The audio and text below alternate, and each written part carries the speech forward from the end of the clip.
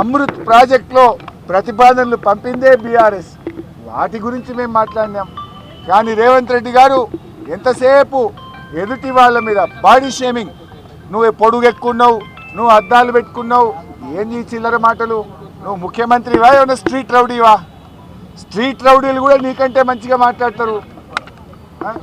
నువ్వు ఆ కేసీఆర్ గారి మీద పదే పదే చావు భాష కోరుకుంటావా? తెలంగాణ తెచ్చిన నాయకుడు, ప్రధాన ప్రతిపక్ష నాయకుడు, 10 ఏళ్ళు ముఖ్యమంత్రిగా చేసిన కేసీఆర్ గారిని పట్టుకొని అడ్డగోలు మాటలు మాట్లాడతావు. నువ్వు ఒక తెలంగాణ ద్రోహి, నువ్వు ఒక నీళ్ల ద్రోహి. నువ్వు కేసీఆర్ గారి పట్ల అటువంటి భాష మాట్లాడడం చాలా తీవ్రంగా మేము ఖండిస్తూ ఉన్నాం. రాహుల్ గాంధీ గారు పొద్దున్న లేస్తే రాజ్యాంగం చేతిలో పట్టుకొని తిరుగుతాడు. ఇక్కడేమో అసెంబ్లీలో రాజ్యాంగం ఖూనీ అవుతా ఉంది. ప్రధాన ప్రతిపక్షానికి మైకే ఇవ్వడం లేదు. అందువల్ల మేమందరం కూడా ఇక ఈ శాసనసభలో కూర్చున్న వేస్తూ మైక్ ఇవ్వకుండా ముఖ్యమంత్రిని తిట్టద్దంటాడు.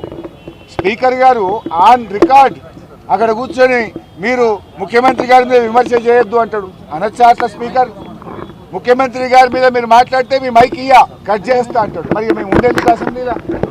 స్పీకర్ గారి పక్షపాత వైఖరికి నిరసనగా ఈ శాసనసభ ఈ సెషన్ను బీఆర్ఎస్ పార్టీ బహిష్కరించాలని నిర్ణయం తీసుకున్నది. స్పీకర్ గారు, మీరు సభలో అందరికీ సమాన హక్కులు కల్పించే బాధ్యత మీకు ఉంటుంది. మీరు మా దిక్కు చూడరు, మాకు మైక్ ఇయ్యరు.